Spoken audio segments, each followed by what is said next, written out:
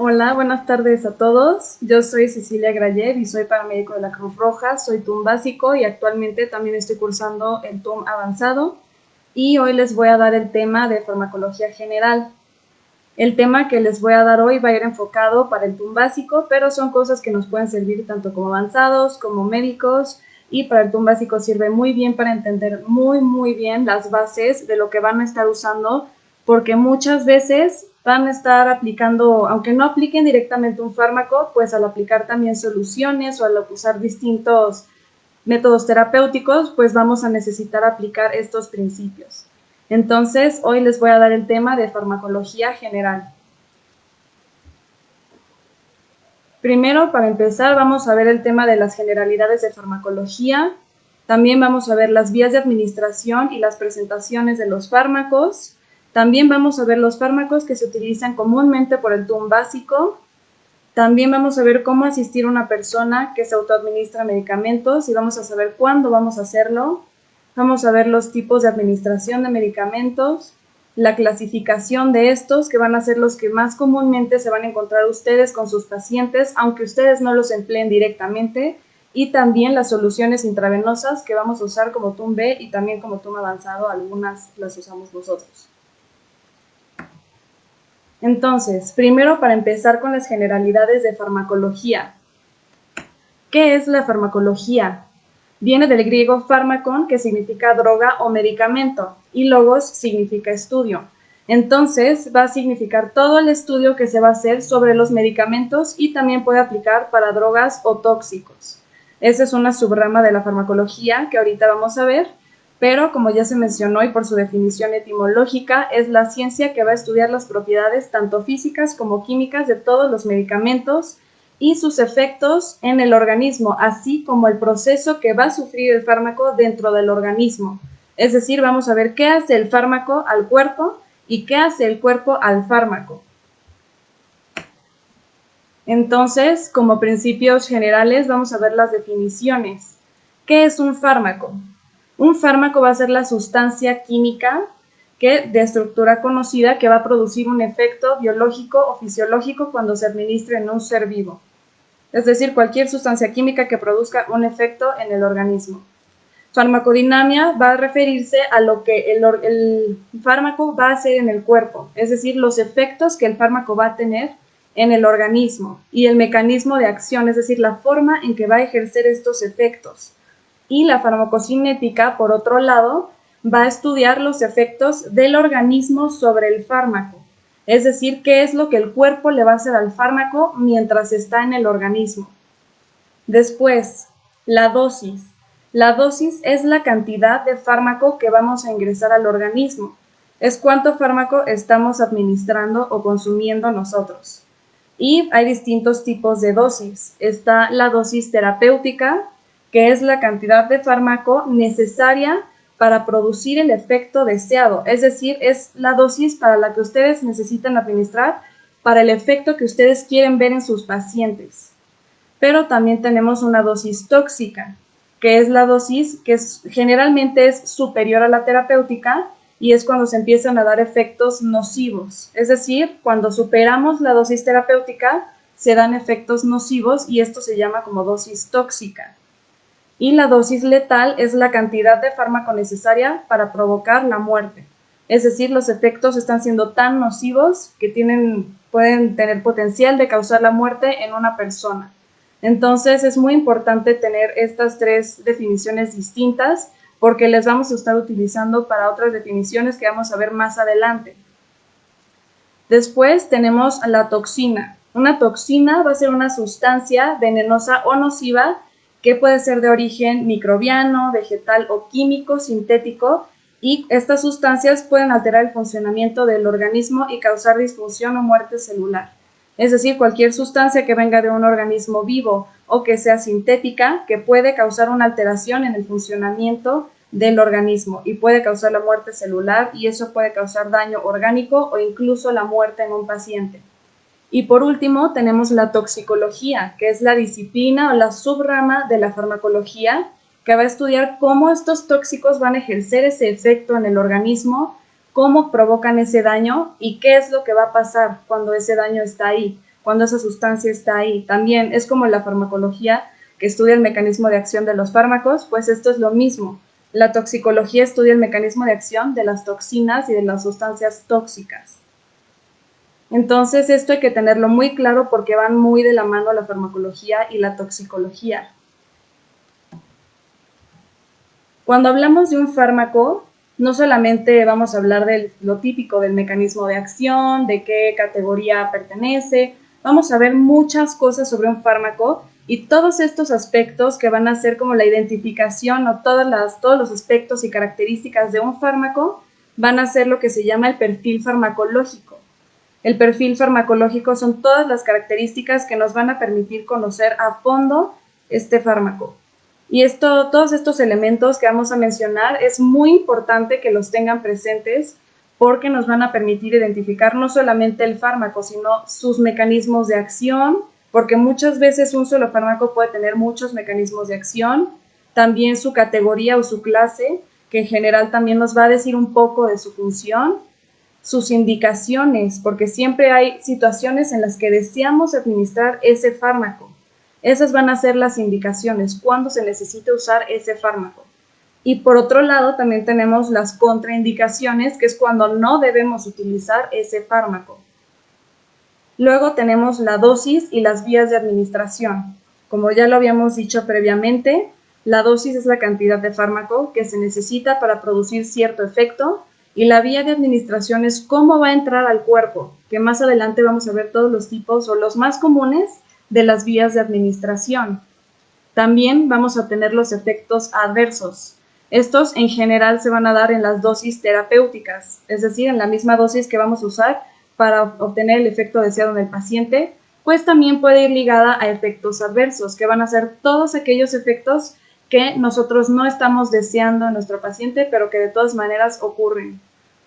La farmacocinética, pues ya habíamos dicho antes que es lo que el cuerpo le hace al medicamento, pero cuando hablamos del perfil farmacológico, se refiere más al inicio, es decir, en cuánto tiempo tarda en iniciar la acción, el pico, cuándo es que alcanza el efecto máximo y la duración. Eso es cuánto dura el fármaco en el cuerpo. Bueno, la duración del efecto, porque también hay dos tipos. Está la duración del fármaco en el cuerpo y está la duración del efecto nada más. Y a veces son independientes. A veces la duración puede ser más larga de lo que el fármaco está en el cuerpo, que lo vamos a ver también más adelante.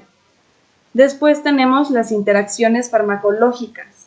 Muchas veces cuando varios medicamentos se administran al mismo tiempo o están en el organismo al mismo tiempo o cerca del mismo tiempo, pues pueden interactuar y estas interacciones pueden ser de muchos tipos y muchas veces puede interferir con el efecto deseado.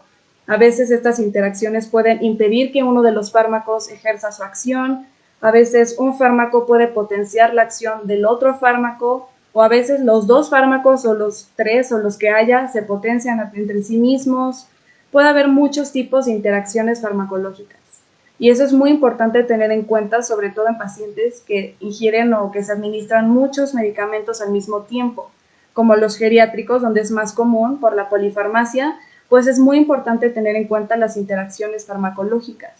Pero también es importante tenerlo en cuenta cuando ustedes administren fármacos, porque ustedes pueden administrar un fármaco y después otro distinto, y tienen que tener en mente cómo van a interactuar estos para que no ocasionen un efecto nocivo en su paciente.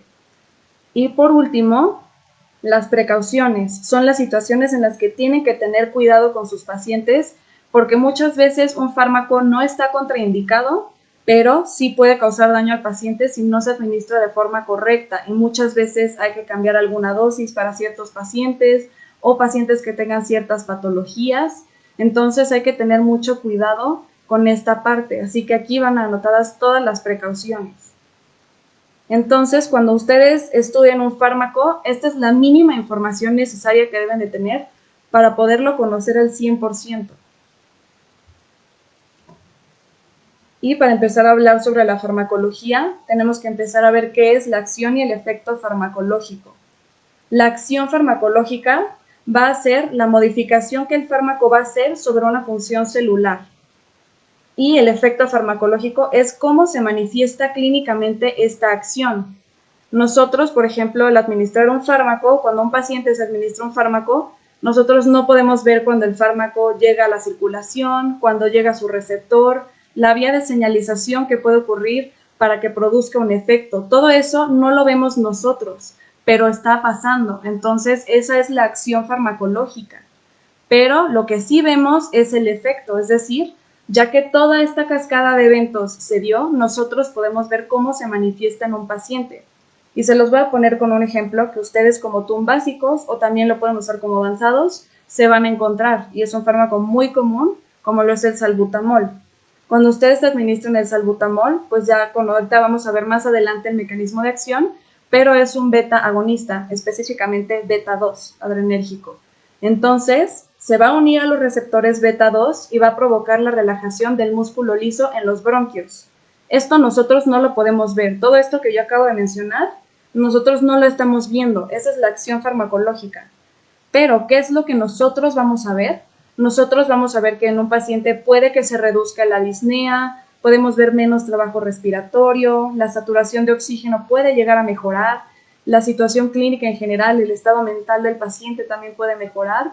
Entonces, ese es el efecto farmacológico. Eso es muy importante que lo tengamos en cuenta porque las acciones farmacológicas son distintas a los efectos farmacológicos. Y ahorita hablando específicamente de las acciones, pues tenemos distintos tipos de acciones farmacológicas. Las principales son la estimulación. Cuando estamos estimulando algo o una función es cuando se aumenta o se potencia esta función. Es decir, una función que normalmente se da con cierta intensidad, el fármaco la va a dar con aún mayor intensidad. Y un ejemplo de esto es la epinefrina. Si se administra, puede aumentar la frecuencia cardíaca. Es decir, en un paciente que tiene ahorita, si lo ponemos de ejemplo, 60 latidos por minuto y se le administra epinefrina, pues ahora puede latir a 110 latidos por minuto. Entonces estamos potenciando esta función, que es el cronotropismo, es decir, la frecuencia cardíaca. Y por otro lado también tenemos la depresión, que es lo contrario, es cuando se disminuye o se inhibe una función. Ahora si ponemos su contraparte, pues tenemos los beta bloqueadores, que precisamente van a bloquear los receptores beta y van a disminuir la función que ya mencionamos y con el ejemplo anterior, entonces disminuiría la frecuencia cardíaca o disminuiría la tensión arterial. Entonces estamos disminuyendo esa función. Por otro lado, también tenemos la irritación. La irritación es cuando esta estimulación que mencionamos es muy violenta y tiene alteraciones directas en la nutrición, en el crecimiento o en la morfología o estructura de la célula. Un ejemplo puede ser el yodo, que muchas veces en algunas personas cuando lo aplican en la piel, pues las personas empiezan a presentar comezón, prurito, ya hablando de manera profesional, presentan prurito, pueden presentar también eritema e incluso pueden tener un poco de edema algunas personas. Ese es un tipo de irritación, es decir, esa es una reacción donde se estimula tanto de manera violenta y que se altera la nutrición y la morfología celular. También tenemos el reemplazo. El reemplazo es cuando sustituimos una sustancia que está escasa o está faltando en el organismo. Por ejemplo, a una persona que tiene deficiencia de la hormona tiroidea se le administra levotiroxina porque no está presentando cantidades adecuadas de esta hormona. O si lo vemos aplicado a efectos del TUM básico, cuando un paciente tiene una hemorragia o cuando un paciente está en estado de choque y presenta una hipovolemia, ya sea relativa o real, donde realmente esté perdiendo líquido, pues nosotros con las soluciones intravenosas estamos reemplazando parte de esos líquidos y electrolitos que el paciente está perdiendo. Entonces, eso es un tipo de reemplazo. O también con un paciente que tiene hipoglucemia, si nosotros le administramos dextrosa, entonces estamos reemplazando esta glucosa que el paciente perdió. Así que ese es un ejemplo muy claro de reemplazo y es uno de los ejemplos que más se va a estar utilizando como TUM básico.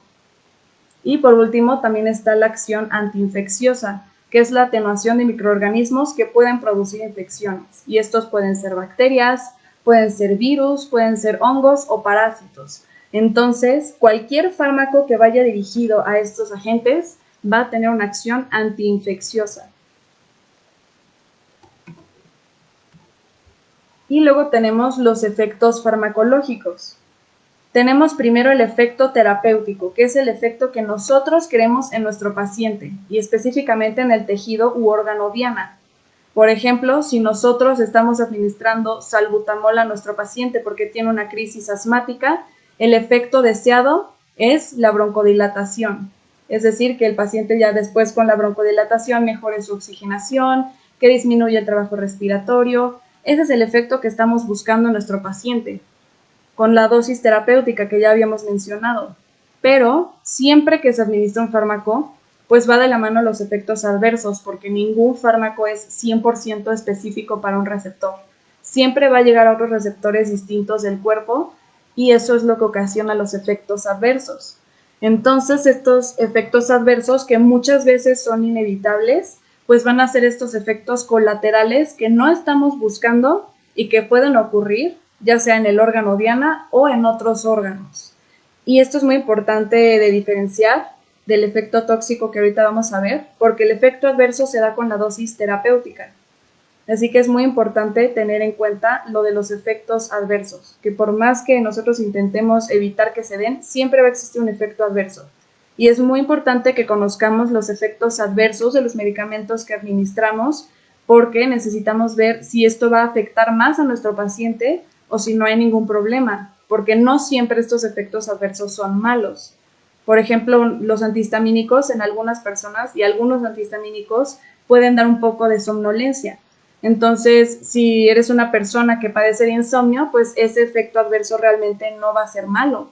Pero, pues si por el contrario, si vas a manejar o si vas a realizar una actividad diaria, pues ese efecto adverso sí puede ser perjudicial. Y muchas veces puede ser todavía más peligroso. Por ejemplo, la epinefrina, como efectos adversos, tiene el potencial de dar taquiarritmias. Entonces, en un paciente que está sufriendo un síndrome coronario agudo, una taquiarritmia, lo que va a hacer es que va a aumentar la demanda miocárdica de oxígeno y eso puede exacerbar el síndrome coronario agudo. Entonces, ahí sería una situación en la que el efecto adverso sería malo y en general tenemos que pensar más en los efectos adversos que van a ser malos. Y tenemos varios tipos de efectos adversos. Está la reacción alérgica o la anafilaxia, que es la anafilaxia es una reacción alérgica exagerada. Y eso es muy importante tener en cuenta porque en algunos pacientes esto se puede presentar como nada más eritema, prurito, urticaria, pero en otros pacientes puede ser hasta broncoespasmo e inflamación de la vía aérea. Entonces, esto es muy importante tenerlo en cuenta, sobre todo al administrar los fármacos, porque tenemos que saber que tenemos que asegurar que nuestro paciente no sea alérgico al fármaco que vamos a administrar. También tenemos el efecto terapéutico exagerado.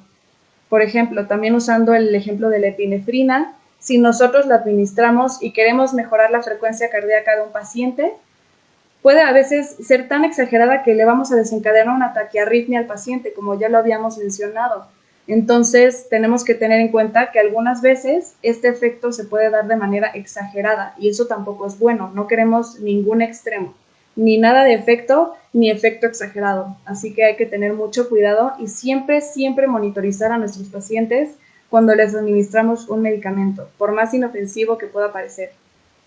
Luego está la idiosincrasia, que son efectos adversos que no tienen explicación ni por alergia ni tampoco por efecto terapéutico exagerado. Son efectos adversos que se dan en una población muy pequeña de personas y no se sabe bien el mecanismo. Pero en general la evidencia lo que ha mostrado es que esta idiosincrasia puede ser que sea una predisposición genética de los pacientes a ciertos fármacos. Entonces, para que sepan que a veces pueden ocurrir efectos adversos no esperados o no dentro de lo que ustedes están esperando y a veces puede ser esta pequeña población de personas que están predispuestas genéticamente a estos efectos, aunque no sea una dosis muy alta y aunque no sea común que pasen los pacientes. Y por último tenemos la tolerancia y la dependencia. La taquifilaxia simplemente es una manera de tolerancia, pero de manera aguda a un fármaco, y la tolerancia se da más a largo plazo. Cuando nosotros administramos muy seguido un fármaco a una persona, sobre todo esto pasa más bien cuando esa persona se lo autoadministra de manera muy seguida, esa persona puede llegar a desarrollar tolerancia y necesitar dosis todavía más altas del fármaco para ejercer el mismo efecto. Eso es lo que se llama tolerancia. Y si pasa a largo plazo, pues así se llama tolerancia. Si pasa a corto plazo, se llama taquifilaxia. Y la dependencia es cuando esta tolerancia es tan grande que cuando no se administra el medicamento a esta persona, no es que esté la función normal, o sea, se siente peor la persona. Por ejemplo, si uno se administra muy seguido medicinas para el dolor de cabeza, hay veces en que puede ser que ya no te sirve una pastilla y necesitas dos para que te ejerza el mismo efecto. Eso sería la tolerancia. Pero lo que sería dependencia es que sin esa medicina todo el tiempo te duele la cabeza. Eso ya sería dependencia, porque normalmente no debería de doler con la ausencia del fármaco. Pero si ya sin el fármaco te duele tanto que dependes de ese fármaco para funcionar normal, eso ya es la dependencia. Y el efecto tóxico también van a ser efectos nocivos, pero estos van a ocurrir a una dosis superior a la terapéutica, que ya habíamos dicho que estaba la dosis terapéutica y ahí ocurre el efecto adverso, y está la dosis tóxica, donde ahí ocurre el efecto tóxico. Y muchas veces, aunque sea la dosis correcta, hay pacientes para los que una dosis terapéutica puede llegar a ser tóxica. Y también puede llegar a haber efectos tóxicos por administrar el fármaco por la vía incorrecta. Así que siempre tenemos que administrar los fármacos por la vía que corresponde. Y no podemos estar experimentando de si se puede de manera intravenosa, que se puede intramuscular. No, siempre tenemos que administrarlo por la vía que se conoce que funciona. Y eso depende mucho también de la presentación del fármaco. Así que tenemos que tener esto muy en cuenta, porque administrar por la vía incorrecta puede ser muy detrimental para los pacientes. Y también hablando sobre farmacodinámica, sobre lo que ya estábamos diciendo, para que un fármaco ejerza su efecto, en general se tiene que unir a un receptor. No siempre va a suceder así, pero la mayoría de las veces se tiene que unir a un receptor. Ahora, de manera muy, muy básica, cuando este fármaco se une al receptor, lo que va a hacer es que puede o estimular o inhibir una función celular. Cuando este fármaco se une al receptor y estimula la función de este receptor, se llama agonista. Pero cuando el fármaco se une al receptor, ya sea al mismo sitio del agonista o a un sitio distinto, pero dentro del mismo receptor, e impide su activación por sus agonistas, eso es el antagonista. Es decir, el antagonista va a impedir que se active el receptor y por lo tanto inhibe la función celular. Ya depende del receptor para ver qué función se está inhibiendo. Por ejemplo, los receptores beta, los receptores adrenérgicos. Entonces, si se une, la epinefrina es un agonista beta. El salbutamol también es un agonista beta 2. La norepinefrina es un agonista primariamente alfa, pero también beta 1. Entonces, ahí tenemos ejemplos de agonistas. Estos fármacos estimulan a los receptores adrenérgicos, pero podemos tener los beta bloqueadores que van a impedir, por ejemplo, que la epinefrina se una al receptor. Es decir, si ya está un fármaco unido, que es un beta bloqueador, unido al receptor beta, entonces la epinefrina ya no va a poder ejercer su efecto y tampoco lo va a poder hacer el salbutamol. O sea, depende del tipo de beta bloqueador. Hay algunos que son cardioselectivos y solamente bloquean los receptores beta 1, pero algunos bloquean en general a todos los beta. Entonces es muy importante conocer esto de antagonismo y agonismo. Y muchas veces estos fármacos pueden ser competitivos y estar de manera temporal en el receptor, o muchas veces pueden ser no competitivos y pueden quedarse de manera permanente en ese receptor, y hasta que no se regenere la célula, pues no se va a quitar este efecto. Y más adelante, sobre todo cuando veamos ya los fármacos específicos del TUMBE, vamos a entender bien esta parte del antagonista que es permanente y del que es temporal. Pero ahorita lo tenemos que tener muy presente este concepto. Luego, el efecto farmacológico se ve influenciado por diferentes características. Primero hay que conocer qué es la afinidad. Hasta ahorita nosotros ya supimos que un fármaco se tiene que unir a su receptor, pero no es tan simple como que se una y ya. Así que la afinidad va a ser la capacidad de un fármaco para unirse a ese receptor. Y no solo unirse, sino que también permanezca unido. Entonces, mientras más grande sea la afinidad, más fuerte será la unión. Luego tenemos la eficacia. La eficacia es la capacidad de un agonista para activar ese receptor. O sea, ya tenemos ahorita la afinidad, que es cuando se une. Ok, qué bueno que se una, pero tenemos que activarlo también al receptor. Entonces, la eficacia es la capacidad de este agonista para activarlo. Y pues mientras mayor sea la eficacia, mayor va a ser la intensidad de la respuesta celular. Luego tenemos por último la potencia. La potencia es la dosis mínima necesaria para iniciar el efecto farmacológico. Entonces, es la dosis a partir de la cual se va a empezar a dar el efecto. Entonces, mientras menor sea la dosis que se requiera para iniciar ese efecto, mayor va a ser la potencia. Y ahora vamos a aplicarlo un poquito. Si tenemos un receptor y tenemos un fármaco A y un fármaco B, entonces tenemos que saber cuál es más probable que se una al receptor. Y para saber eso es cuál tiene mayor afinidad. Si el fármaco A tiene mayor afinidad al receptor, entonces el fármaco B pues no van a tener que incrementar en concentración para poder entrar al receptor. Pero mientras sea mayor la afinidad al A, pues va a predominar el efecto del fármaco A. Y luego la eficacia, pues ya habíamos dicho que es la capacidad para activar al receptor. Si nosotros comparamos dos fármacos que tienen efectos similares y uno lo produce con mayor intensidad que otro, el A, por ejemplo, si lo produce con mayor intensidad que el B, entonces es un fármaco más eficaz. Y por último está la potencia, que ya habíamos dicho que es la dosis mínima necesaria para que empiece el efecto. Si para un fármaco dado necesitamos 10 gramos para quitar el dolor de cabeza, por ejemplo, y para el fármaco B necesitamos 30 gramos, pues para el fármaco A se necesita menos dosis para tener el mismo efecto. Entonces es más potente el fármaco A con respecto al fármaco B. Eso es muy importante tenerlo en cuenta porque va a servir y va a orientar mucho para cuando ustedes elijan un fármaco que van a utilizar, para que sepan cómo va a funcionar, o sea, en situaciones en las que tal vez sea necesario incrementar la dosis. Con un paciente, si tiene beta bloqueadores, pues definitivamente, si no están obviamente todos los receptores bloqueados, pues habría que incrementar mucho la cantidad del fármaco adrenérgico, beta adrenérgico. Ese es un ejemplo en el que hay que tomar mucho en cuenta esta parte de la afinidad, de la eficacia y de la potencia. Y como ya les mencioné anteriormente, no todos los fármacos se unen a receptores para ejercer sus efectos. Ya mencionamos algunos, pero también pueden ocurrir los efectos de la siguiente forma.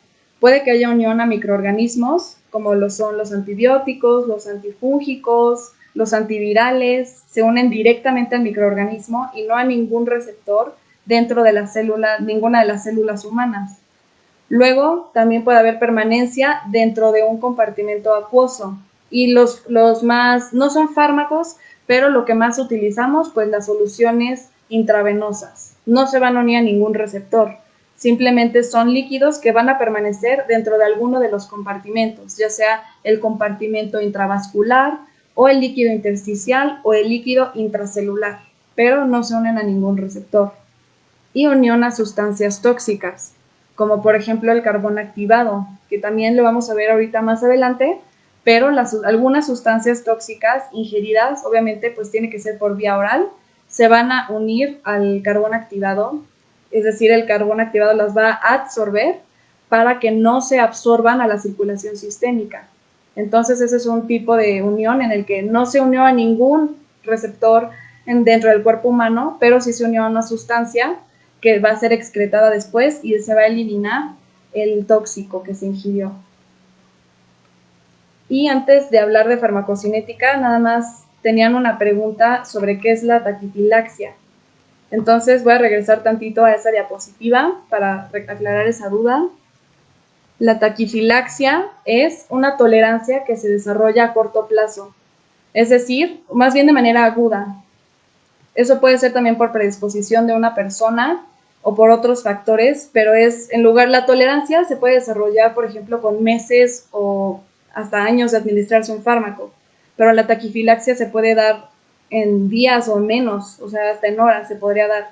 Es lo mismo, nada más que lo único que cambia entre tolerancia y taquifilaxia es el tiempo. La taquifilaxia se da de manera rápida y la tolerancia se da a más tiempo. Y luego lo de la dosis, también alguien preguntó dosis y potencia es lo mismo. No, dosis y potencia no es lo mismo. La dosis es la cantidad de fármaco que tú administras. Mira, supongamos que vamos a administrar, no sé, vamos a administrar el fármaco A, X fármaco. Cuando tú administras ese fármaco, para obtener un efecto deseado, necesitas 10 miligramos, vamos a decirlo así. Entonces, tu dosis terapéutica es de 10 miligramos. Pero si tú le administras 5 miligramos, o sea, si la dosis es de 5 miligramos, pero todavía no va a iniciar ningún efecto. O sea, la dosis mínima necesaria para que empiece este efecto es de 10 miligramos. Entonces, la potencia es lo mínimo que necesitas para que empiece el efecto. Y la dosis, pues, es independiente. O sea, tú puedes administrar una dosis y que no haya ningún efecto farmacológico. Entonces, esa es la diferencia. Y, pues, en general, la dosis terapéutica, en general, es a la que va a empezar a darse este efecto. Una dosis subterapéutica podría ser como lo podrías diferenciar. O sea, sigue siendo dosis, pero no es lo mismo que potencia. Espero que haya quedado claro, pero de todas maneras estoy al pendiente, por si no quedó claro, de resolver la pregunta. Pero es distinto dosis y potencia. Dosis, la cantidad que tú administras de medicamento, no importa qué cantidad sea, y potencia es que esa dosis es la mínima que necesitas para que se dé el efecto que tú estás buscando. Esa es la diferencia.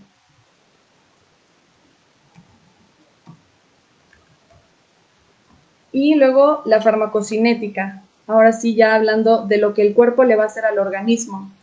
Y aquí no vamos a entrar muy a fondo porque son conceptos muy complejos, pero la farmacocinética va a ser el trayecto que el fármaco va a recorrer desde que entra hasta que sale, o sea, desde que se ingiere o se administra hasta que es excretado por cualquier vía.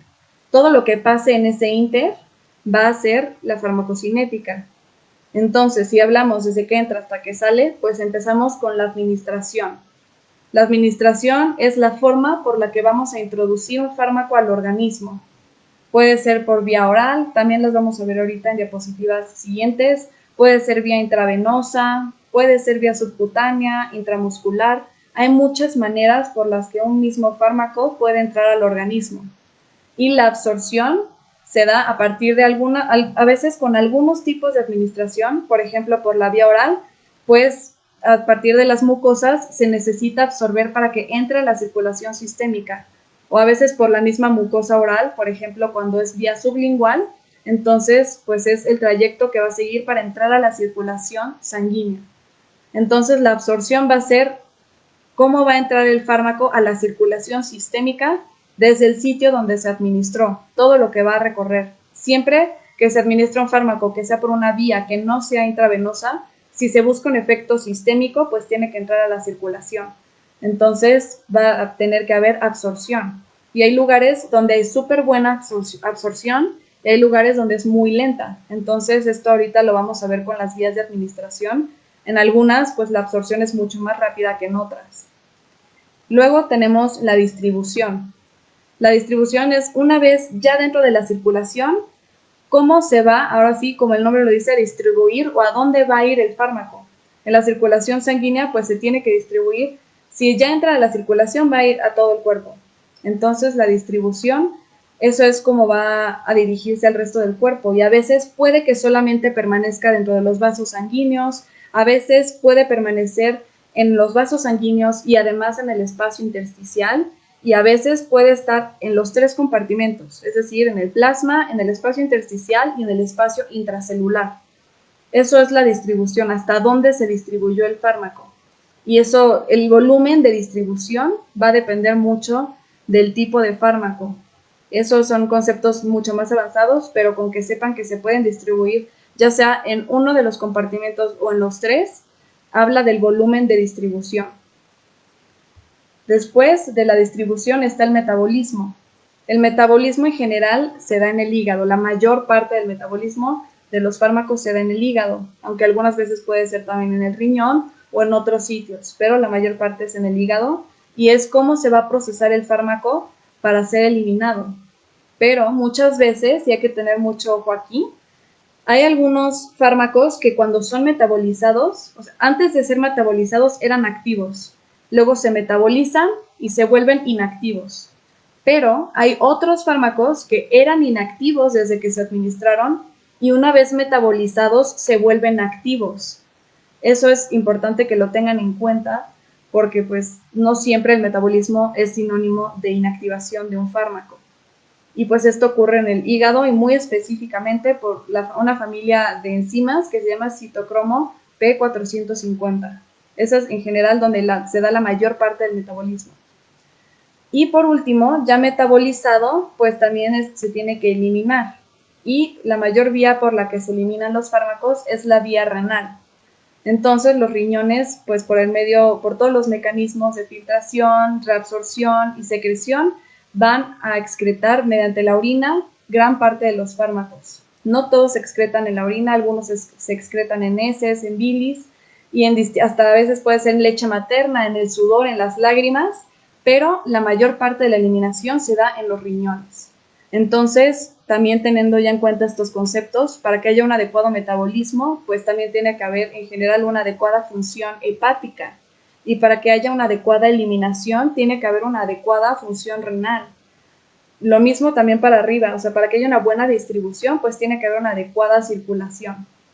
Entonces, tenemos que tener en cuenta que nuestro sistema debe funcionar bien para que todos estos procesos se den de manera adecuada, porque si no, puede haber problemas. Si hay problemas en el metabolismo o en la eliminación, entonces el efecto del fármaco puede durar más de lo que nosotros desearíamos y eso, cuando dura más, a veces puede producir efectos tóxicos.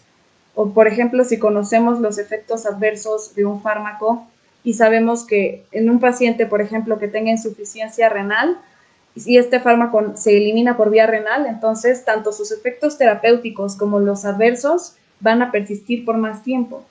Entonces tenemos que tener eso muy, muy en mente porque muchas veces es necesario o cambiar las dosis o a veces espaciarlas más de lo que normalmente se dan en un paciente común. Y ahorita vamos a empezar a ver las vías de administración. Pero antes voy a resolver unas dudas que vi que tenían. Ok. Ok, si administras aspirina de 500 miligramos y la partes a la mitad, siguen siendo 500. Entonces, hay fuentes que se contradicen en ese aspecto, pero cuando tú partes, en general cuando tú divides un fármaco, no, o sea, sí, se divide la concentración a la mitad. O sea, no hay ninguna evidencia que diga que siga siendo la misma concentración del fármaco. O sea, si tú das una aspirina de 500 miligramos a un paciente, o sea, si se la quieres dar y la partes a la mitad, pues le estarías dando los 250, más o menos, 250 miligramos. Entonces, espero haber resuelto tu duda, pero no baja la administración, no baja la fracción. O sea, ¿cómo te lo explico? O sea, sí baja, pues. Cuando tú divides el fármaco, sí baja. Si estás administrando dependiendo cómo lo dividas. Y luego, ahora sí ya vamos a las vías de administración y las presentaciones. Tenemos muchas vías de administración, pero les voy a mencionar las más comunes.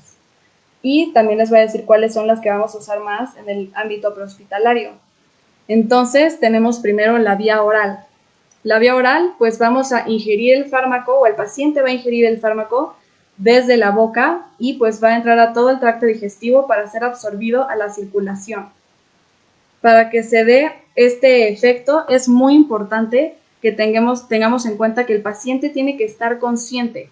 Para que tú le digas a un paciente que que se administre una pastilla o una tableta, una cápsula, que ahorita vemos las presentaciones, pues tiene que ser capaz de deglutir y tener el estado de alerta intacto. Si tú tienes un paciente semiconsciente, un paciente que no obedece órdenes, pues es imposible administrarlo por esta vía porque incrementa el riesgo de broncoaspiración y dos, el efecto pues obviamente no se va a dar y esto es peligroso. Así que esto es muy importante, el paciente tiene que estar perfectamente consciente, alerta y no solo eso, también tiene que ser capaz de deglutir.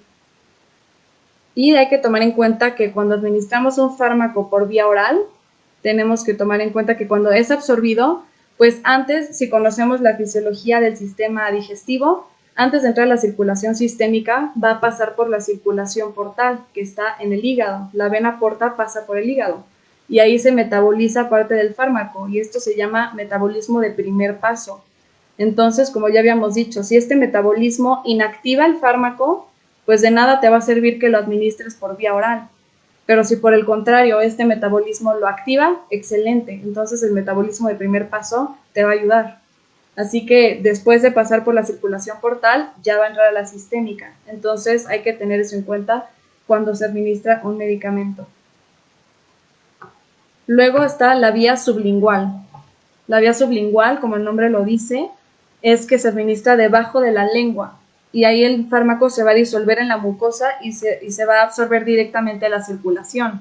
Y eso pasa porque debajo de la lengua hay mucha irrigación y mucha circulación, tanto arterias como venas, entonces se va a absorber muy rápido y pues para este paciente también se necesita que esté alerta y consciente, al igual que por la vía oral, por lo mismo, por el riesgo de aspiración.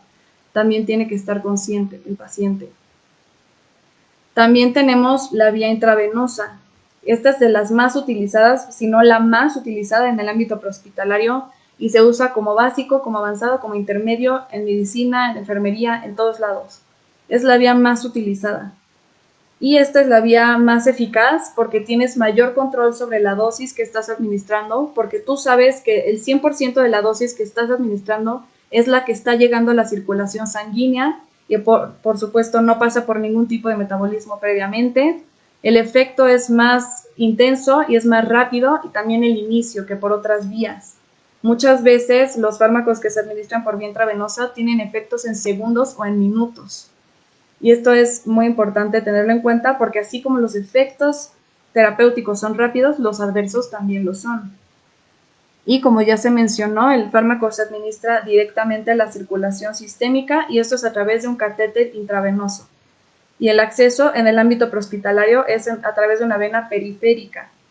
Pero así como tiene sus pros, también tiene sus contras. Un acceso intravenoso muchas veces puede ser difícil y en muchos pacientes que tienen las venas muy pequeñas o en los que están en estado de choque es muy difícil obtener el acceso intravenoso. A veces es tardado y se van a tardar más a veces ustedes obteniendo el acceso que el fármaco ejerciendo su efecto y hay riesgo de infección o lesiones asociadas a la inserción de la jeringa del catéter. Entonces, de la aguja, perdón. Entonces tienen que tener mucho esto en cuenta y tomar todas las medidas de asepsia y antisepsia y reducir el riesgo de infección lo más que puedan, fijar bien el catéter. Es muy importante pensar en estos aspectos y cuando el acceso intravenoso es difícil, pues obviamente el efecto no va a ejercerse porque no se tiene el acceso intravenoso. Así que tienen que tener un plan B y en general ese plan B puede ser la vía intraósea. La vía intraósea en general se usa cuando no se logra obtener un acceso intravenoso después de 2 intentos. Y el fármaco se administra directamente a la médula ósea a través de un catéter. Este catéter va a ser un catéter intraóseo y pues se necesita el taladro para poder administrar y poder insertar la aguja y el catéter dentro de la médula ósea, porque hay que perforar la piel y el hueso y eso es difícil de lograr. Así que es importante, es muy rápido, o sea, eso es difícil, pero pues se necesita esta fuerza y en general este acceso es muy rápido. Por eso es el plan de rescate de la vía intravenosa. Pero esas situaciones de urgencia y, o sea, si no se da la vía intravenosa, pues con el acceso intraóseo es fácil y relativamente no hay muchos riesgos. Así que es una muy buena opción, pero pues primero la evidencia, pues nos vamos a la vía intravenosa. Después tenemos la vía intramuscular, que también se necesita una jeringa y una aguja y el fármaco se inyecta directamente a un músculo. Y estos músculos en general pues son el glúteo, el cuádriceps o el deltoides. Y pues este se usa también como plan B en ocasiones cuando se necesita administrar el fármaco de manera urgente y no hay tiempo de obtener un acceso intravenoso. Por ejemplo, y ahorita si ponemos ejemplos, por vía oral, pues ustedes un paciente que tiene síndrome coronario agudo le van a administrar aspirina. Entonces ese paciente la va a ingerir por vía oral y por lo tanto necesita estar consciente para eso. También tenemos de vía sublingual. Este no es un fármaco que como tú un básico se administre, pero la nitroglicerina, hay una presentación sublingual para que ejerza rápido este efecto y también se usa en el síndrome coronario agudo. Por vía intravenosa, la mayor parte de los fármacos se presentan en ampolletas para que los puedas administrar por vía intravenosa y pues se utiliza, está la epinefrina, norepinefrina, las soluciones intravenosas, dextrosa, muchísimos fármacos que puedes administrar por vía intravenosa. Y la gran ventaja es que los mismos que puedes administrar por vía intravenosa también los puedes administrar por vía intraósea. Así que son las mismas dosis, los mismos fármacos, todo es igual. Entonces, por eso es también la opción B que se da en situaciones de urgencia para cuando no se puede obtener un acceso intravenoso. Y un ejemplo de un fármaco que se administra por vía intramuscular también es la epinefrina, pero en el caso de la anafilaxia. Cuando un paciente está presentando una reacción anafiláctica, pues va a ser muy difícil, o sea, en lo que tú le estableces el acceso intravenoso, puede ser que ya tenga edema de la vía aérea o se empeore. Entonces, más rápido acceso intramuscular y ya lo vas a tener. Aunque la absorción va a tardar más, pero en general el tiempo va a ser menor porque no vas a estar usando todo ese tiempo en el que estás intentando canalizar a un paciente que también probablemente se va a encontrar muy ansioso y va a ser muy difícil de canalizar, ya sea si está en shock anafiláctico, muy difícil de encontrarle las venas más la ansiedad que pueda tener. Entonces, esto es importante. Ya tenemos como ejemplos de fármacos que se pueden administrar por estas vías. Otro fármaco que también se administra por vía oral, no es fármaco pero es antídoto, es el carbón activado, que también vamos a ver después. Y ahorita voy a responder algunas de las preguntas que estaban haciendo antes de continuar. Ok, el órgano diana es el órgano al que tú estás dirigiendo el fármaco. Por ejemplo, hace cuenta, si tú quieres administrar salbutamol a un paciente, el órgano diana es el músculo liso de los bronquios. O si, por ejemplo, tú quieres aumentar la frecuencia cardíaca de un paciente y le das dobutamina, entonces tu órgano diana es el tejido miocárdico. Ese es el órgano diana, es al órgano o al tejido donde va dirigido el efecto terapéutico. Luego preguntan, ¿qué medicamentos no se deberían de partir en caso de que requirieras una dosis menor? Por ejemplo, la aspirina la puedes partir, ya la tienes en la mitad. Pues no hay una contraindicación, no hay algunos fármacos que te digan, este no lo puedes partir, pero, o sea, si tienen capa entérica, pues sí van a tardar mucho más en ser administrados. Eso es importante también tenerlo en cuenta. La verdad que yo conozca, no hay ningún fármaco que diga que no lo puedes partir, pero voy a investigar eso por si es que existe alguno. Voy a investigar más a fondo eso y te lo respondo. Igual si quieres dejarme tu correo o eso para darte esa respuesta más a fondo, lo puedes poner en los comentarios y yo te lo respondo. Y luego, ¿cuál sería la vía de administración por la cual se obtendría un efecto inmediato? Esa sería definitivamente la vía intravenosa. O sea, también depende mucho del fármaco, pero la vía intravenosa es la más rápida de todas, siempre. O sea, es muy rápida esa vía porque ya estás administrando el fármaco directo en la circulación sistémica. Ya no tiene que pasar por ningún tipo de metabolismo ni nada. Y pues ahí es mucho más fácil que ejerza su efecto de manera rápida. Créeme, va a ser lo más rápido, de todas las vías es la más rápida, totalmente, porque si administras ese mismo fármaco por otra vía que esté disponible, va a ser más lento. Así que la intravenosa es la más rápida. Luego tenemos otras vías de administración, que son la inhalada o nebulizada. Para la inhalada, pues se utilizan los inhaladores de dosis medida, y para la vía nebulizada se utiliza una mascarilla facial en general. Pero las dos las puse en la misma porque las dos pues las vas a absorber ya sea por la cavidad oral o por la oral y nasal. Si es el caso de la mascarilla facial, pues por la nariz y por la boca lo puedes absorber. Y si es un inhalador de dosis medida, pues va a ser por la boca, ahí se administra el inhalador y ya entra el fármaco, se absorbe por las mucosas de la vía oral y también entra la vía aérea. También está la vía dérmica y transdérmica, y ahí es cuando el fármaco se aplica directamente sobre la piel y puede estar en forma de geles, pueden ser cremas, pomadas o parches transdérmicos. Y hay algunos fármacos que tienen acción local nada más y hay otros que tienen acción sistémica, pero pues para ser absorbidos también toma más tiempo. Luego está la vía intranasal y esto es muy importante no confundirla con la inhalada, porque en la inhalada el fármaco se encuentra en forma de aerosoles o de gases, como también ahorita vamos a ver ejemplos de fármacos, pero el oxígeno es un fármaco que se utiliza por vía inhalada. Y también hay otros fármacos que se utilizan de manera nebulizada, también algunos broncodilatadores, por ejemplo, pero al fin y al cabo lo que estás inhalando son aerosoles o gases. Y por vía intranasal se administran gotas, son gotículas un poquito más grandes que no entran dentro de la categoría de aerosoles y se administran, o sea, como el famoso Velvotinal, que muchas personas se administran en la nariz, que puede ser en una o en ambas narinas. Ese es un ejemplo de vía intranasal y se absorbe directamente en las mucosas de la nariz. Luego está la vía oftálmica, que son gotas que se administran directamente al ojo. También está la vía rectal, que para administrar un fármaco por vía rectal necesita estar en forma de supositorio. Y el paciente, pues esto en general se usa en pacientes inconscientes, en pacientes que están convulsionando, sobre todo en niños, y cuando hay intolerancia a la vía oral. Y esta es una vía un poco invasiva, pero en situaciones de urgencia en la que no tienes en este momento otra vía por la cual administrarlo, puedes utilizar esta vía. Y la vía subcutánea también es una inyección, pero el fármaco se administra al tejido subcutáneo. Y las agujas y las jeringas de los fármacos que se administran por vía subcutánea, pues en general son más chiquitas, o sea, tanto en diámetro como en longitud. Y también tienen menos contenido, menos volumen, menos capacidad de volumen. Pero pues la absorción por la vía subcutánea es más lenta. Entonces, hay algunos fármacos en los que el efecto deseado y el tiempo deseado es adecuado con esta vía, pero pues no siempre, si necesitas una acción rápida, definitivamente intravenosa, como ya habíamos dicho, o intramuscular en caso de urgencia. Pero estos son los que ya mencionamos y como TUMB, pues por vía inhalada, el salbutamol, ya habíamos comentado que ese se inhala, el oxígeno, otro fármaco que también se inhala.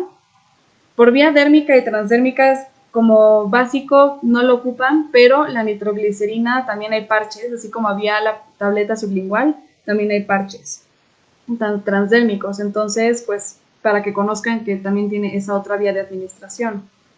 Vía intranasal, oftálmica y rectal realmente no se utiliza mucho. Y por vía subcutánea, pues también hay epinefrina por vía subcutánea, pero pues no se utiliza para los mismos, no tiene las mismas indicaciones que cuando la utilizas para la anafilaxia o para elevar la tensión arterial o la frecuencia cardíaca de un paciente. Pero para que conozcan también, la insulina es un fármaco que muchas veces se utiliza de manera subcutánea con inyecciones y muchas veces estas inyecciones se dan en periumbilical, o sea, alrededor del ombligo, así que puede ser en cualquier lugar, pero en general se dan en el brazo y también en el ombligo. Y así como hablamos de las presentaciones, también vamos a hablar, como hablamos de las vías de administración, también están las presentaciones. En general, pues tenemos las cápsulas, también, o sea, que tienen este contenedor que es como hecho como con gel, y adentro tiene el fármaco, el principio activo, y esta cubierta pues se va a disolver también dentro de la mucosa gástrica, y estas solo se administran por vía oral. También están las tabletas, que son similares, nada más que no tienen ninguna cubierta, son nada más el excipiente y el principio activo, y muchas de estas se administran por vía oral o también pueden ser sublinguales. Las grajeas también son muy similares a las tabletas, pero estas la única diferencia es que tienen una cubierta que es azucarada y pues no, o sea, eso se usa mucho en fármacos para niños para que sea más fácil para deglutir y para que no tenga un sabor tan desagradable. Luego tenemos polvos y suspensiones y ahí los polvos, o sea, solamente los polvos están disponibles para vía intravenosa, intramuscular o también para vía oral. Obviamente primero se tiene que mezclar o diluir para que se pueda administrar. Y también están las suspensiones. Estas solamente son por vía oral, en general, sí, solamente son por vía oral. Y pues ahí lo que pasa es que no se diluye por completo el medicamento. O sea, uno inserta el polvo en el líquido diluyente, en el solvente, y lo mezclas, lo revuelves antes de tomártelo, pero no se disuelve. Entonces, siempre que lo vas a tomar, lo tienes que revolver con anticipación. Luego están las gotículas y gotas. Las gotículas son un poquito más chiquitas y las gotas ya son más grandes. Entonces las gotículas, pues por vía intranasal, como habíamos mencionado, un ejemplo que es el gotinal, o las gotas por vía oftálmica. Luego tenemos soluciones parenterales que se administran, siempre van a ser con aguja, entonces vía intravenosa o intraósea, intramuscular o subcutánea. Y pues en general vienen en ampolletas. para que se administren. Las que vienen en ampolletas, pues algunas son para vía intramuscular y algunas solamente son para vía intravenosa. Por eso también es muy importante que antes de administrar el fármaco vean y se cercioren que lo que están administrando está siendo por la vía correcta y que no vayan a agarrar uno que sea para intramuscular y lo administren por vía intravenosa o viceversa.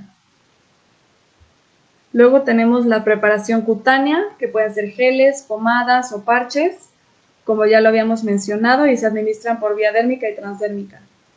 Los supositorios son por vía rectal. Líquidos y jarabes, la única diferencia es que el jarabe es azucarado y tiene un sabor generalmente más agradable, pero estos se administran solamente por vía oral. Y el spray o inhalador, pues son, como ya lo habíamos visto también antes, por el inhalador de dosis medida o también por nebulizado, que el spray es el aerosol.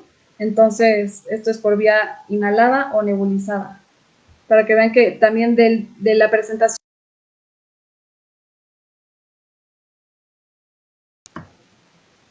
Y ahora sí, ya vamos a entrar más a fondo en los fármacos que utiliza el TUM básico.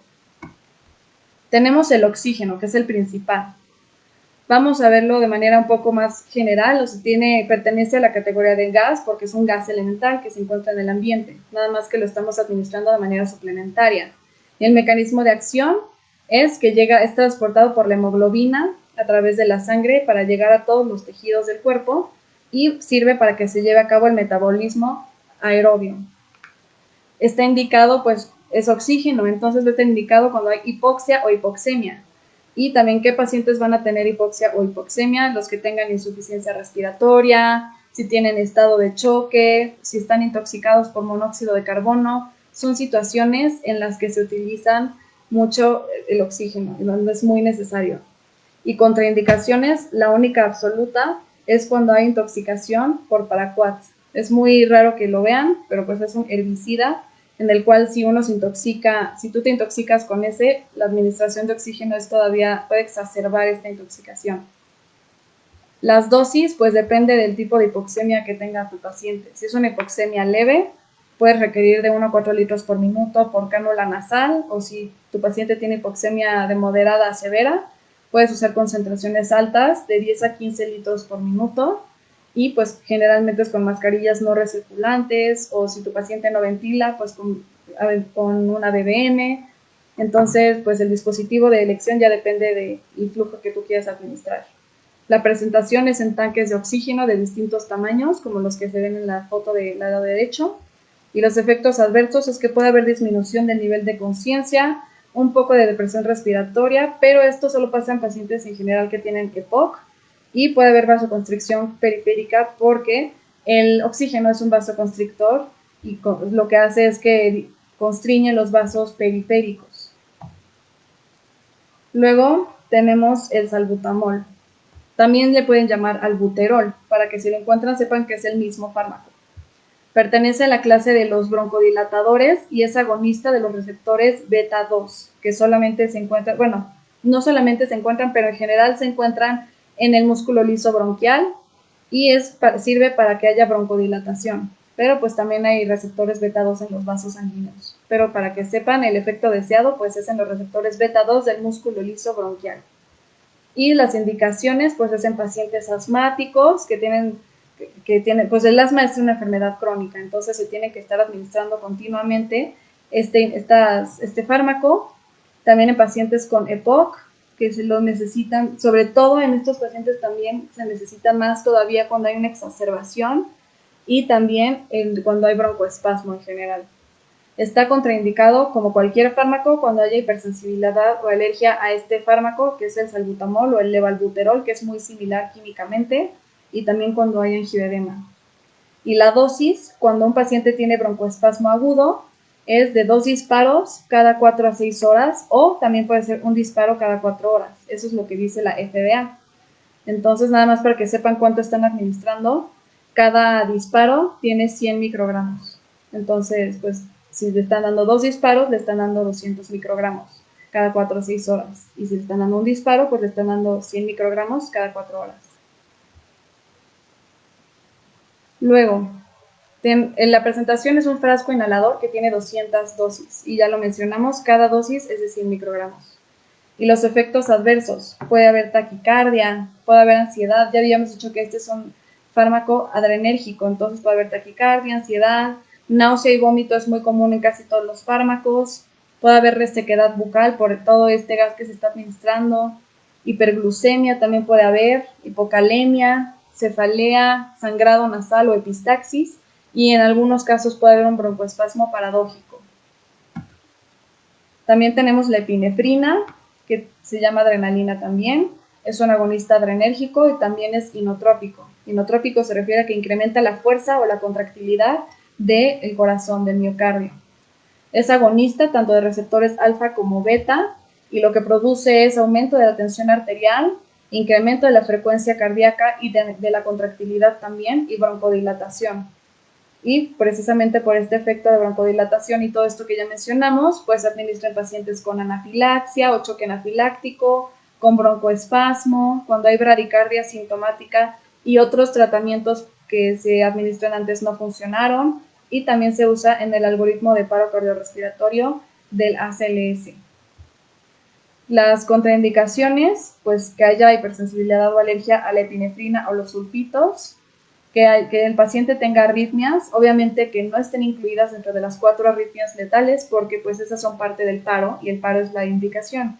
Entonces, otra taquiarritmia que no sea de estas, como podría ser una taquicardia ventricular monomórfica con pulso, pues ahí no estaría indicado. O cualquier otra taquiarritmia, taquicardia supraventricular, en todas esas está contraindicada. Si el paciente tiene hipertensión o síndrome coronario agudo, se va a exacerbar esta enfermedad, y la enfermedad cerebrovascular tampoco está indicado porque va a exacerbar la isquemia. Y la dosis, como básicos, la que van a utilizar es la de anafilaxia y crisis asmática, que es de 0.3 a 0.5 miligramos por vía intramuscular o subcutánea, cada 10 a 15 minutos. La presentación es una ampolleta de 1 miligramo en 1 mililitro y como efectos adversos pues puede haber cefalea, ansiedad, mareo, taquicardias es el más común, arritmias, pues muy arritmogénica, entonces hay que tener cuidado con los pacientes que tengan arritmias. Puede tener edema pulmonar un paciente también, necrosis, etc. Luego tenemos la glucosa oral, porque tenemos dos, está la oral y la intravenosa, y ahorita solamente vamos a hablar de la oral. La glucosa oral pues es un antihipoglucemiante y es un carbohidrato, es decir, se va a tratar para la hipoglucemia. Y pues el mecanismo de acción es que cuando la administras van a incrementar los niveles de glucosa sérica y esa glucosa ya se va a poder utilizar para las reacciones bioquímicas del organismo. Las indicaciones es que haya hipoglucemia leve y moderada, o si es severa el paciente tiene que estar consciente y tiene que cooperar, porque pues estas son tabletas, ahorita más abajo viene la presentación, pero son tabletas, entonces es muy importante que el paciente esté consciente y no tenga nada de estado mental alterado, muy importante eso, porque si no se tendría que acceder a la vía intravenosa.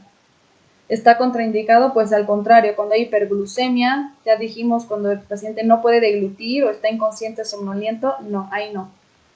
La dosis de la glucosa oral, cuando hay hipoglucemia leve o moderada, es de 15 gramos y cuando es severa es de 20 gramos.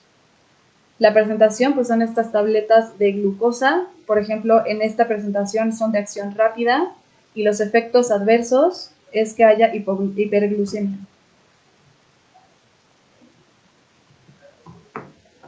Luego tenemos el carbón activado.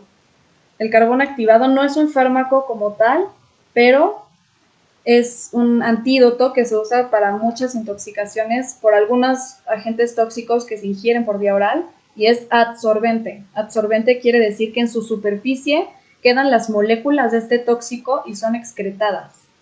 Y lo que hace es, al adsorber, este tóxico va a impedir que las toxinas se absorban hacia la circulación sistémica. Entonces, este solamente nos va a servir para ciertos tipos de tóxicos. Las indicaciones es ingestión de tóxicos y estos tóxicos en general tienen que ser no polares y tienen que ser muy poco solubles en agua para que pueda absorberlo. Muchos ejemplos de esto puede ser una sobredosis por aspirina, una sobredosis por paracetamol, barbitúricos, muchos fármacos que comúnmente se usan se pueden absorber por el carbón activado los puede absorber. También está contraindicado, o sea, así como para algunos tóxicos sí se puede usar, para algunos está contraindicado. Porque, por ejemplo, ingestión de ácidos, álcalis, etanol, metanol, cianuro, algunos metales pesados como litio, sales de hierro, ahí está contraindicado porque no va a absorberlos porque tienen las características contrarias a los fármacos que absorben. Estos son polares y tienen carga, entonces no los va a absorber de manera correcta. También un paciente inconsciente o incapaz de tolerar la vía oral. O sea, el carbón activado se ingiere, ya sea diluido en una solución, que puede ser un jugo, refresco, incluso agua normal, o puede venir en una suspensión que ya te la puedes tomar tú directamente. Pero pues si el paciente no está consciente o está somnoliento o no tolera la vía oral, pues está contraindicado. Y si hay obstrucción gastrointestinal, también está contraindicado el carbón activado. La dosis es de 50 a 100 gramos o si la quieren usar por peso es de 1 a 2 gramos por kilo de peso normal del paciente. La presentación puede venir en una suspensión de 50 gramos en 240 mililitros o si viene solo el polvo, pues nada más se tiene que diluir en algún, ya sea que puede ser jugo, refresco o agua. En leche no se recomienda porque se tarda más o sea, el efecto se vuelve un poquito menos eficaz. Y los efectos adversos es que puede causar náusea o vómito, constipación y puede haber diarrea también. Y es muy importante porque, o sea, también hacer hincapié que un efecto adverso muy importante puede ser la aspiración, la broncoaspiración del carbón activado, porque si un paciente llega a broncoaspirar carbón activado puede causar neumonitis y esta puede ser, o sea, es neumonitis química y esta puede ser mortal para estos pacientes, para cualquier paciente puede ser mortal. Entonces, por eso está súper contraindicado cuando el paciente está inconsciente o es incapaz de tolerar la vía oral. Y del último fármaco está el ácido acetilsalicílico, que es la aspirina o ASA. Su categoría es un antiagregante plaquetario y también es un AINE, o sea que es analgésico, antipirético y antiinflamatorio, pero no es no esteroideo, por eso es antiinflamatorio no esteroideo. El mecanismo de acción es que inhibe las enzimas COX y eso impide que se produzca el tromboxano A2 que se necesita para la activación plaquetaria y también inhibe la producción de prostaglandinas que son responsables de efectos proinflamatorios como fiebre, como dolor, inflamación, o sea, local, entonces prurito, muchos de esos efectos inflamatorios que producen las prostaglandinas son inhibidos por la aspirina. Las indicaciones cuando hay un síndrome coronario agudo es cuando nosotros la vamos a utilizar. O sea, nosotros como TUM lo que nos interesa es su efecto de antiagregante plaquetario. Entonces lo vamos a utilizar en un síndrome coronario agudo, que puede ser una angina inestable o un infarto agudo al miocardio. El EBC isquémico, como en prehospital nosotros no vamos a saber si el EBC es isquémico o si es hemorrágico, pues no lo administran en esa situación, porque primero le tienen que sacar un ATAC para saber si es isquémico o hemorrágico. Si el paciente tiene fiebre, pues también ayuda, inflamación o dolor de cualquier tipo, puede ser cefalea, odontalgia, o sea, dolor en los dientes, dismenorrea, que es los cólicos menstruales, o dolor muscular, entre otros tipos de dolor. Pero ya dijimos, a nosotros nos importa el de síndrome coronario agudo. Está contraindicado cuando hay alergia a la aspirina o también a otros AINE, cuando hay trastornos de la coagulación o cuando hay un sangrado gastrointestinal, porque pues precisamente al ser antiagregante va a exacerbar la hemorragia, con una úlcera péptica activa también. Si el EBC es hemorrágico, se va a exacerbar la hemorragia. En niños menores a 16 años no se recomienda su uso y en el tercer trimestre del embarazo tampoco está indicado, al contrario, totalmente contraindicado. Y la dosis para el síndrome coronario agudo es de 160 a 325 miligramos por vía oral. La presentación son tabletas masticables. Hay muchísimas presentaciones de la aspirina. Entonces, pues, hay tabletas masticables de 81 miligramos, algunas tienen cubierta entérica de 81 miligramos, pero pues estas no son recomendables durante un síndrome coronario agudo porque la cubierta entérica lo que hace es que va a retardar esta absorción y se va a tardar más la acción. También hay tabletas sin cubierta entérica de 325 miligramos o hay algunas de 500.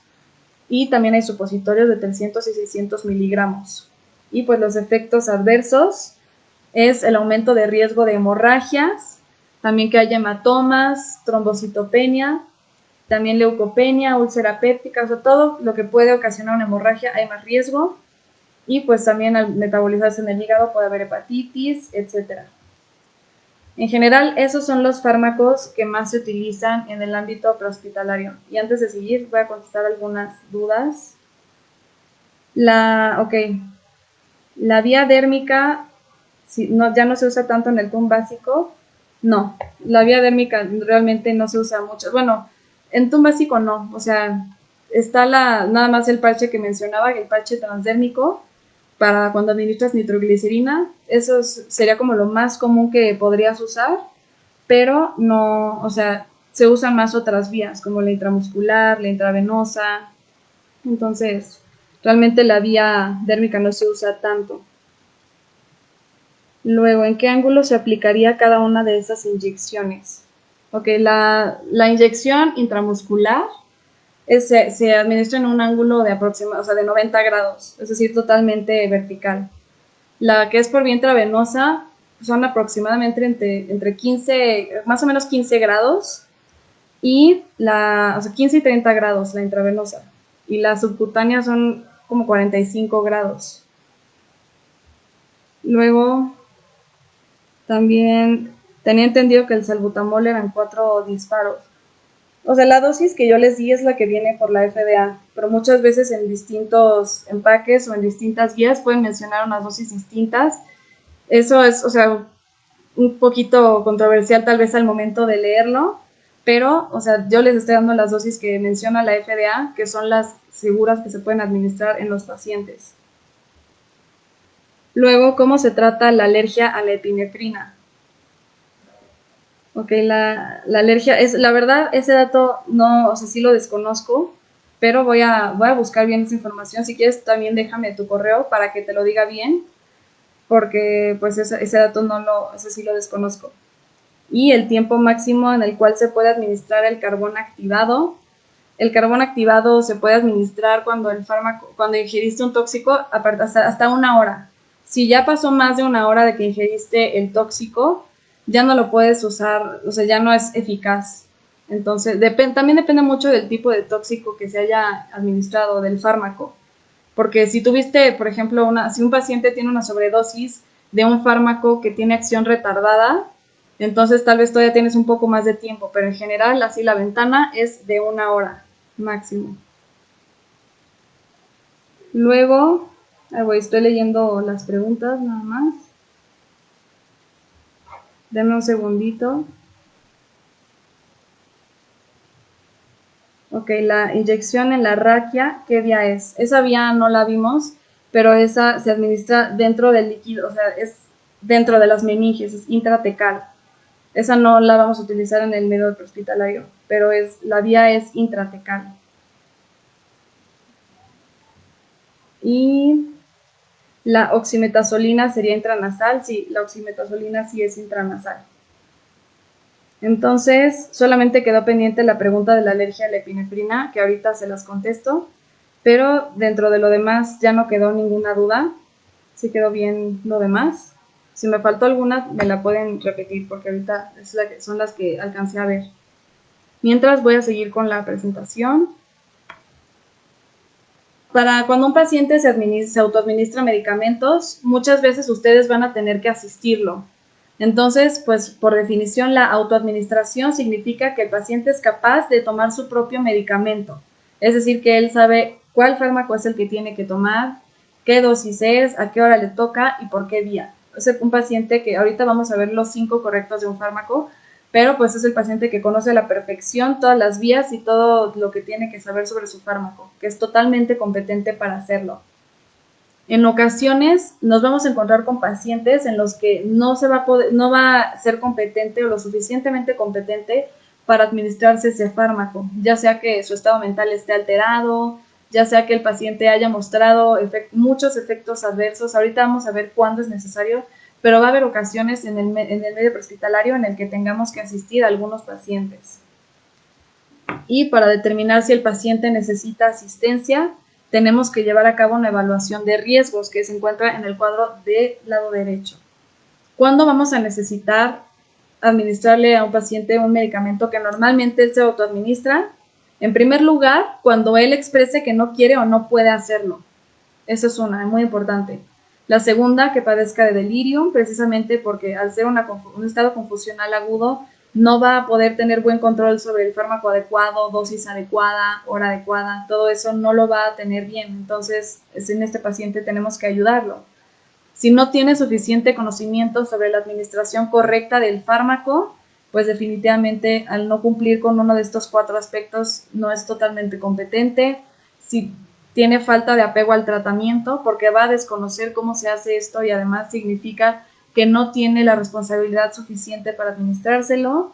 Si ha habido accidentes previos relacionados con el medicamento, como reacciones adversas reportadas de manera muy frecuente, que haya mucha incidencia de interacciones o sobredosis, que también haya muchos reportes de sobredosis con este paciente, pues entonces necesita ayuda para administrárselo. Y también cuando el paciente tiene antecedentes de autoinfligirse daño o intento de suicidio.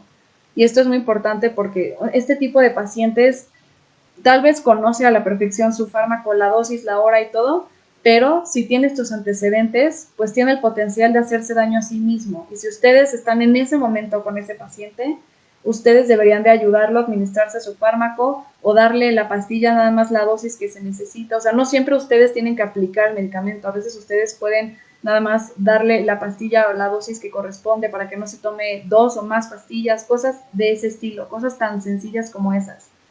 Pero esta lista no es exhaustiva. Ustedes cuando estén evaluando a sus pacientes y tratándolos van a saber cuál es competente y cuál no. Y entonces eso es, ustedes lo tienen que estar evaluando conforme vayan atendiendo a sus pacientes. Y luego de la administración de medicamentos tenemos que tener en cuenta que hay 5 correctos principales. Tenemos que administrar al paciente correcto, tenemos que administrar el fármaco correcto, la dosis correcta, la vía correcta y la hora correcta. Estos son los 5 correctos y siempre hay que verificarlos antes de administrar un fármaco a un paciente. Probablemente, pues el paciente, si solamente tienen un paciente, pues ya lo van a tener listo. El medicamento tiene que checar ahí las indicaciones y contraindicaciones para saber si es el indicado.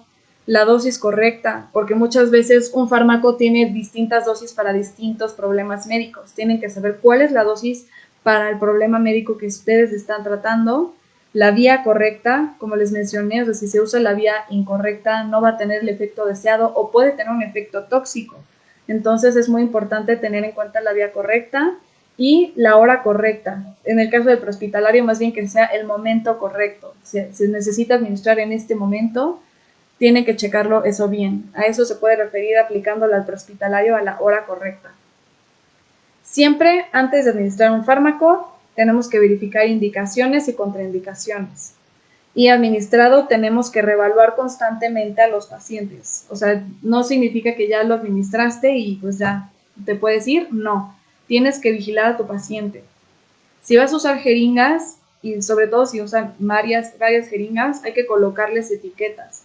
Si, por ejemplo, ustedes están atendiendo a un paciente, no sé, están con un avanzado que usa muchos fármacos y tiene que usar muchas jeringas, pues hay que tenerlas todas etiquetadas, o sea, que tengan el nombre del fármaco y su concentración, porque a veces pueden tener 2 jeringas de adrenalina, pero de distinta concentración cada una. Entonces, eso es muy importante y ese es más también tip como para avanzados, de tener bien etiquetadas las jeringas. Y siempre hay que dar órdenes claras, o sea, siempre va a haber un líder, ese líder tiene que dar las órdenes claras y las tiene que confirmar de manera verbal el resto del grupo. Si, por ejemplo, ustedes están con otro paramédico y ustedes le dicen, administra 500 mililitros de solución salina, la otra persona te tiene que repetir que está administrando 500 mililitros de solución salina. Siempre tiene que existir este circuito de comunicación cerrada. Y de los fármacos, no vamos a entrar muy a detalle porque hay muchísimos grupos, pero ustedes pueden encontrarse con pacientes que ingieran o que consuman este tipo de fármacos, que son los más comunes.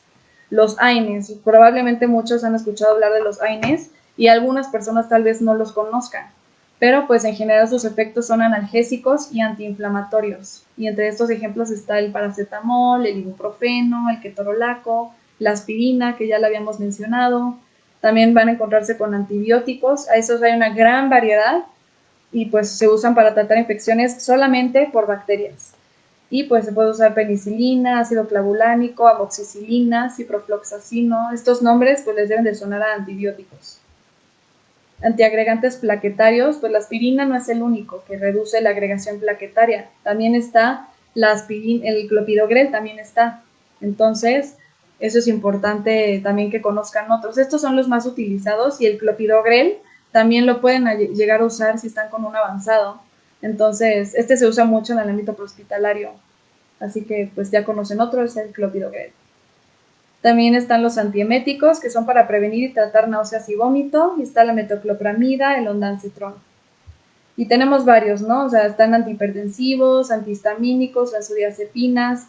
Todos estos ustedes los tienen que tener muy presentes para que cuando atiendan un paciente, aunque ustedes no los usen, tienen que saber de qué se tratan, de qué es lo que tratan, o sea, qué es lo que hacen. Igual y no el mecanismo de acción profundo, pero más o menos que sepan, si mi paciente me dice que está tomando furosemida, asumir qué es lo que puede tener, además obviamente de lo que ustedes tengan en su historia clínica. No solo se trata de asumir y ya, sino de que ustedes razonen y digan, bueno, puede ser que tal vez tenga una insuficiencia cardíaca, por ejemplo, o sobrecarga de fluidos, entonces pues ya los va orientando más a qué tipo de enfermedades puede tener. Y bueno, de soluciones intravenosas es el último tema que vamos a tocar y vamos a hablar de las que administra el TUM básico. Tenemos muchos tipos de soluciones intravenosas, pero en el ámbito prehospitalario el uso principal es para la reposición de líquidos para mantener la presión arterial media, o también se pueden usar para tratar hipoglucemia severa y también, o sea, para tratar hipoglucemia es para reponer glucosa. Entonces, estos van a ser para reposición de líquidos solamente, solución salina al 0.9% y solución Hartmann o Ringer lactato. Y para la hipoglucemia vamos a tener dextrosa, que es lo mismo que glucosa, al 5, al 10 y al 50%. Y por ahí vi que alguien había preguntado que la glucosa, si no tienes glucosa oral, ¿de cuál puedes usar? Puedes usar la glucosa intravenosa, precisamente. Entonces, aquí ya tenemos otra opción. O sea, si no tienes la glucosa oral o no, el paciente no la puede tomar, entonces vamos a recurrir a la dextrosa intravenosa. Y en general las soluciones que se administran por el TUM básico, pues bueno, todas son cristaloides y se clasifican en isotónicas, hipertónicas o hipotónicas. Las isotónicas van a ser aquellas que tengan la misma osmolaridad que el plasma sanguíneo. Es decir, el plasma sanguíneo tiene una osmolaridad entre 280 y 310 miliosmoles por litro. Entonces, mientras se encuentre dentro de ese rango es isotónica. Si se encuentra por arriba de ese rango es hipertónica y si se encuentra por debajo de ese rango es hipotónica. Y pues cuando depende de la tonicidad de una solución para ver hacia dónde se va a desplazar el líquido. En las isotónicas, al tener una osmolaridad similar a la de la sangre, pues no se va a desplazar realmente a casi ningún lado. O sea, prácticamente se va a distribuir de manera equitativa entre los compartimentos, dependiendo de los porcentajes, obviamente, de cada compartimento de agua que les corresponde. Las hipertónicas van a tener una osmolaridad muchísimo mayor que la del líquido extracelular. Entonces, al haber tanta concentración de electrolitos en el espacio intravascular, pues va a haber un desplazamiento de fluidos hacia el espacio intravascular por ósmosis. Y pues las células, como ese líquido va a venir del espacio intersticial y de las células, o sea, del líquido intracelular, pues las células se van a deshidratar. Y por el contrario, en las soluciones hipotónicas van a ser con una osmolaridad mucho menor a la del plasma. Entonces, como va a haber demasiado poco electrolito y electrolitos en sangre, entonces el líquido pues se va a desplazar hacia el espacio intracelular. Entonces ahí puede haber edema, porque se va a ir hacia afuera del vaso sanguíneo. Puede ser al espacio intersticial o puede ser al líquido intracelular. Entonces, en ese tipo de situaciones vamos a ver edema. Aquí tenemos una concentración general, las concentraciones de las soluciones intravenosas, sus molaridad y sus componentes. Las que más nos interesan, bueno, tenemos aquí el plasma sanguíneo para que ustedes mismos lo puedan comparar. La solución salina tiene solamente sodio y cloro y es isotónica. El Ringer lactato o Hartmann, que en principios generales es lo mismo, tiene sodio, potasio, cloro y calcio y también lactato. Por eso es Ringer lactato. Y la osmolaridad es un poquito más abajo de la osmolaridad del plasma, entonces se considera ligeramente hipotónica. Y tenemos las dextrosas. Todas van a tener solamente glucosa y lo único que cambia entre cada una de ellas es la concentración de glucosa que tiene. La más concentrada es la dextrosa al 50% y la más diluida es la dextrosa al 5%. Y la dextrosa al 5% de estas tres es la única que es hipotónica. Y para ver de manera general, la solución salina, ya dijimos, solamente contiene sodio y cloro, es isotónica y su concentración de cloro es mucho más alta que la del plasma. Y eso puede provocar acidosis hiperclorémica en ciertos pacientes. Pero esto solamente pasa si se infunde de manera muy rápida o volúmenes muy grandes. Está indicado cuando se necesitan reponer fluidos y electrolitos extracelulares en un paciente que está en estado de choque, y también, como esto ya como toma avanzado, se pueden diluir algunos fármacos en la solución salina. Entonces, estas son las indicaciones generales. Está contraindicado en pacientes que tienen insuficiencia cardíaca congestiva, porque precisamente esta sobrecarga de líquidos, y de por sí el corazón es insuficiente para bombear la sangre que el paciente ya tiene, si le agregas más líquidos, pues va a haber todavía más sobrecarga de fluidos. Entonces está contraindicado en estos pacientes. Lo mismo con pacientes con insuficiencia renal severa. Hay insuficiencia y no hay suficiente eliminación de líquido y se acumula. Entonces, si le das mucho volumen a estos pacientes, se va a sobrecargar de líquido. Si hay edema o cirrosis hepática, también es un paciente en los que están contraindicados. Las reacciones adversas, pues al ser una solución, cuando es una solución isotónica, y la solución isotónica ya dijimos que se queda de manera distribuida en los 3 compartimentos, pero dentro del compartimento extracelular, solamente hablando del extracelular, el 75% se va al espacio intersticial y solamente el 25% se queda en el espacio intravascular. Entonces, de todo lo que tú administres, la mayor parte se va a ir al espacio intersticial. Entonces eso puede provocar edema. Y si es en el pulmón, pues es edema pulmonar. Acidosis hiperclorémica, porque ya dijimos que tiene más cloro que el que tiene el organismo normalmente en el plasma. Y también disminuye el flujo sanguíneo renal. Puede llegar a disminuir. Y también por eso está contraindicado cuando hay insuficiencia renal severa. Después tenemos la solución Ringer lactato Hartmann. Tiene sodio, cloro, potasio, calcio y lactato y es ligeramente hipotónica. Entonces, solamente poquito hipotónica. Y aquí la situación es que el lactato funciona como amortiguador, o sea, para regular el pH, para hacerlo un poco más alcalino, porque se metaboliza en el hígado y se puede convertir en bicarbonato. Pero esa reacción requiere la presencia de oxígeno. Y por lo tanto, si en un paciente que tiene hipoxia o disfunción hepática, pues se le administra este líquido, no se va a poder metabolizar por oxígeno. Entonces, si falta cualquiera de estos dos, no se metaboliza adecuadamente y no funciona como amortiguador. Está indicado, al igual que la salina, para reponer fluidos y electrolitos en pacientes con estado de choque. Esta no se usa para diluir medicamentos en general. Es muy incompatible con muchos fármacos, entonces no se usa.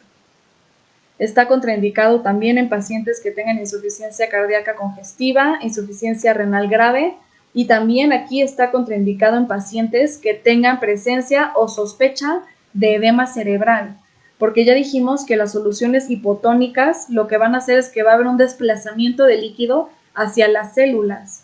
Y si vamos a edematizar las células del cerebro, pues se va a exacerbar el edema cerebral y aumentaría mucho la presión intracraneal. Entonces, este es un riesgo teórico en el cual se dice que no debe de administrarse la solución Ringer lactato en un paciente que tenga edema cerebral o sospecha de, como sería un paciente que tiene un trauma craneoencefálico, si tiene un evento vascular cerebral, una infección cerebral o del sistema nervioso central, cualquier neuroinfección puede estar contraindicado. Y pues también si hay hipersensibilidad al lactato, porque pues esta solución tiene lactato. Y como reacciones adversas está la hiperlactatemia y también el edema pulmonar. Y por último tenemos las soluciones de glucosa, que es lo mismo que dextrosa, al 5, al 10 y al 50%. La única hipotónica es la dextrosa al 5%. Está indicada aquí, las indicaciones en general van a ser un poquito distintas entre la del 5 con respecto a la del 10 y 50%. La dextrosa al 5% se usa más frecuentemente para diluir medicamentos intravenosos. Sí se puede llegar a usar para el tratamiento de hipoglucemia, pero necesitaría mucho líquido para ese paciente. Ahorita vamos a ver las dosis. Por esa razón, se usa más como para diluir fármacos intravenosos. Y para el tratamiento de hipoglucemia severa, se usa más la dextrosa al 10 y al 50%. Y se usan cuando los pacientes tienen el estado mental alterado y síntomas neurológicos. Pueden tener o no los síntomas neurológicos, pero si está el estado mental alterado y tiene hipoglucemia, se administra la dextrosa intravenosa. Y la dosis, pues depende de la concentración de la glucosa para ver qué dosis. Si es la que es menos concentrada de estas dos, que es la del 10%, se administran de 100 a 200 mililitros, que equivalen a 10 a 20 gramos, en 1 a 3 minutos. Es un bolo que se administra de 1 a 3 minutos. Y la dosis de la dextrosa al 50% son 20 a 50 mililitros, pero se administra casi la misma cantidad que con la del 10%. En gramos es casi lo mismo, de 10 a 25 gramos, también en 1 a 3 minutos. La dextrosa está contraindicada cuando hay una hemorragia intracraneal o intraespinal, también cuando hay delirium tremens y también cuando hay hiperglucemia. Y como reacciones adversas, pues también va a haber hiperglucemia, puede haber irritación del sitio o extravasación, precisamente porque como se va a usar por vía intravenosa, pues cualquier riesgo asociado a la inserción de un catéter intravenoso va a aplicar también como reacción adversa, aunque no sea directamente del fármaco, pero bueno, este no es un fármaco, es una solución, pero pues también puede haber irritación del sitio, porque como, sobre todo con la dextrosa del 10 y 50%, porque como son hipertónicas, tienen el riesgo de poder irritar las venas. Entonces puede haber irritación tanto de las venas, flebitis y también del sitio. Y por último, como precauciones cuando administramos soluciones intravenosas, hay que tener muchísimo cuidado de no sobrecargar de líquidos al paciente. Si lo sobrecargamos de líquido, va a poder generar un edema pulmonar. Y hay que evitar la solución Hartmann, como ya dijimos, en pacientes que tienen edema cerebral o sospecha de este, porque puede exacerbar el edema cerebral y aumentar la presión intracraneal. Cuando administramos dextrosa al 10 o 50%, que son hipertónicas, precisamente al ser tan irritantes, vamos a utilizar una vena de mayor calibre. Como ámbito prehospitalario, pues nosotros no podemos obtener un acceso venoso central, pero dentro de las venas periféricas usen la que tenga mayor calibre posible, que ustedes puedan canalizar. Y administren lentamente. Estas soluciones se tienen que administrar, como ya dijimos, de 1 a 3 minutos, no menos, porque si no pueden causar, puede haber extravasación, puede haber irritación y se puede complicar. Y pues también eso es importante, lo de evitar la extravasación, porque esto puede provocar daño y necrosis tisular. Y también, ojo, aquí súper importante, no hay que utilizar dextrosa al 5% para reponer líquidos. O sea, en un paciente hipovolémico no vamos a usar dextrosa al 5% porque ya dijimos que era una solución hipotónica. Entonces, si administramos una solución hipotónica, va a haber un desplazamiento del líquido y se va a ir del espacio intravascular hacia las células. Entonces vamos a exacerbar la hipovolemia. Así que no, la dextrosa al 5% contraindicada cuando hay shock hipovolémico o cualquier tipo de estado de choque.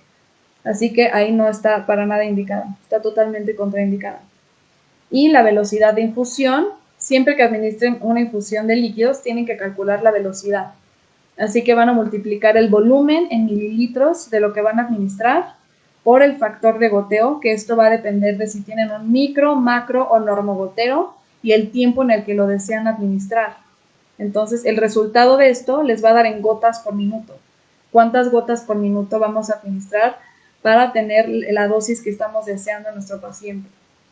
Esta fórmula se la tienen que tener súper grabada y tienen que tener muy en cuenta que pues tenemos que tener todo el material listo. Así que vamos a necesitar nuestra solución intravenosa y también una de repuesto por si se llega a acabar la que estamos usando, un equipo de venoclisis, ya sea venoso, del calibre correspondiente a las venas del paciente y al flujo que ustedes deseen administrar, el material de asepsia y antisepsia, porque siempre hay que desinfectar el sitio donde se va a realizar la punción.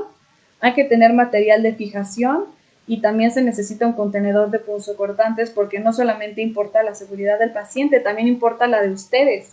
Entonces, por ese motivo necesitan tener su contenedor de punzocortantes para poder disponer de manera segura de los desechos que ustedes utilicen con estos pacientes.